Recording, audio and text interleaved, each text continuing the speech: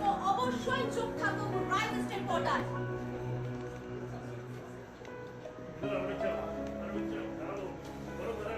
যে কোনো শুভ কাজ আর সেই শুভ কাজের আগে কিন্তু দেবতাদের বন্দনা অবশ্যম্ভাবী, আর সেই বন্দনায় চলছে মাননীয় মুখ্যমন্ত্রীর হাত ধরে। পৌঁছে গিয়েছেন মাননীয় মুখ্যমন্ত্রী বিপ্লব কুমার দেব, তিনি আসছেন, আমরা দেখতে পাচ্ছি। সরাসরি আমরা সেই ছবি তুলে ধরবো রাইট স্টেট পর্দায়, এবং তার পাশাপাশি আমরা তুলে ধরবো ওয়াকফোর্ডের পক্ষ থেকে।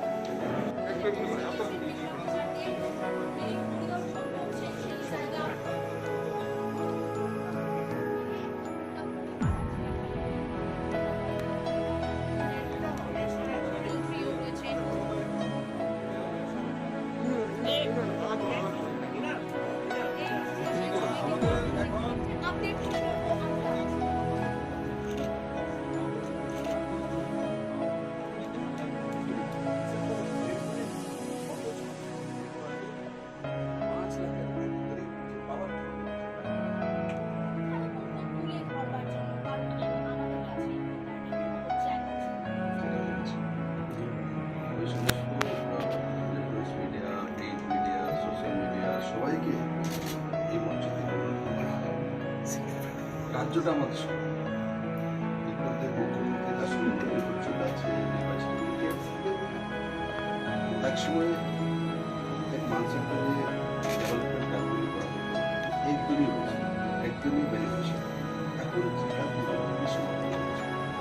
তার জন্য সরকার যে স্কিমগুলি আনছে, কেন্দ্র এবং রাজ্য সরকার, সেগুলি আম জনতার কাছে পৌঁছে দেওয়া এবং তার বিষয়ে প্রচার ভাবে এই প্রচারটা করে বিপ্লবের প্রচার হয়ে যাবে, মোদীর প্রচার হয়ে যাবে, এই একমাত্র জিনিস।